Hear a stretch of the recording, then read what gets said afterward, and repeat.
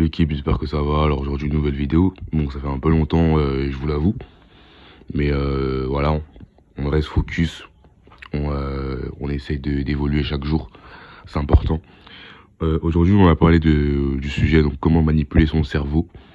Euh, Ça peut rentrer en corrélation avec les vidéos où prendre des notes pour arrêter de remplir tes draps, hein, par exemple.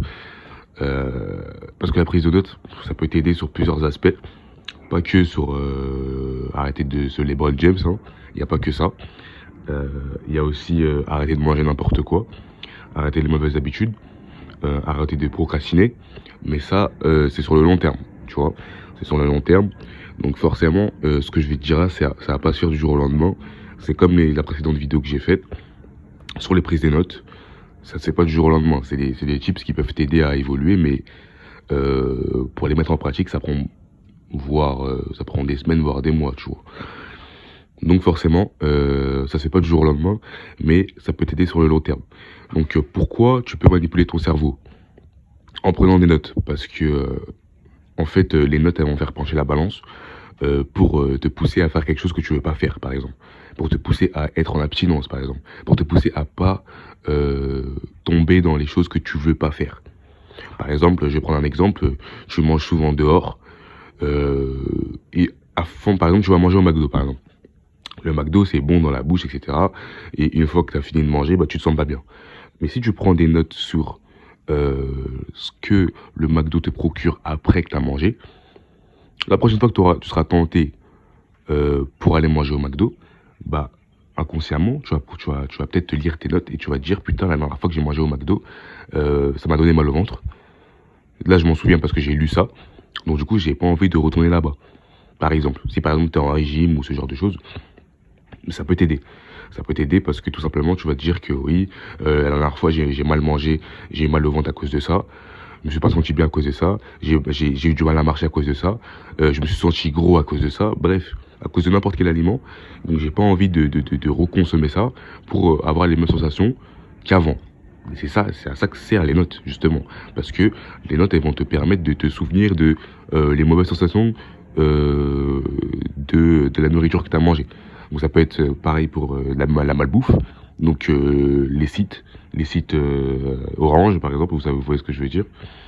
Ou même la drogue, hein, ça peut être tout, la cigarette, y a quoi encore? Même le sport, pour te pousser à faire du sport aussi. Tu vois, par exemple, tu veux faire du sport. Tu as fait une séance de sport. Tu notes ce que ça t'a procuré, par exemple. Et le lendemain, t'as pas envie de faire de sport. Bah, si tu notes ce que la séance de sport de la veille t'a procuré, ça peut faire pencher la balance pour te pousser à refaire une séance aujourd'hui, par exemple. La clope, c'est pareil. Oui, la clope, ça me fait puer de la gueule, ça me fait mal à la tête, je me sens pas bien, j'ai du mal à avoir une interaction avec les gens quand je fume. Pareil, tu notes. Je dis pas que ça va marcher du jour au lendemain, tu notes. Tu notes sur ce que l'abstinence à la clope te procure, par exemple. Oui, je me sens mieux, j'ai une plus belle haleine, par exemple. Je sens plus bon, j'ai pas d'odeur de tabac sur moi. Hop, tu notes, tu notes, tu notes, tu notes. Tout ce qui t'arrive en corrélation avec ça, tu notes.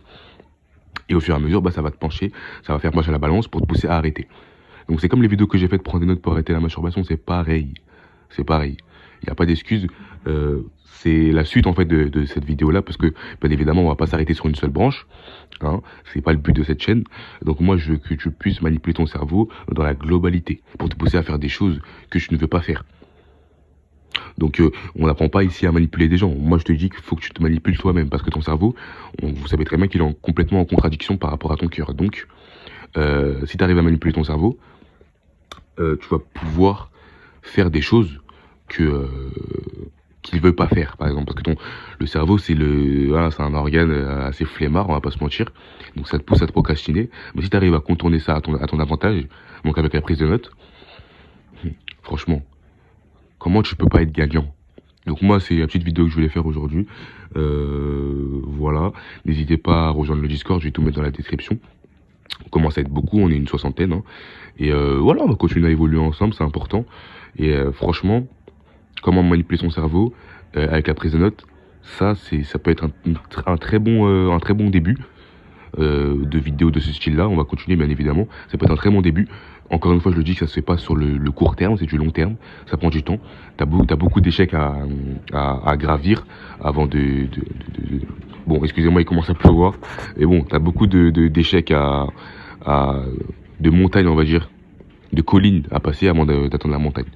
Parce que on peut pas atteindre la montagne sans passer par les collines. Donc tu auras beaucoup d'embûches dans ton parcours. C'est comme la masturbation, c'est pareil. Ça prend du temps, mais il faut avoir la mentale. Et comme j'ai dit dans une vidéo, personne ne doit briser ton mental.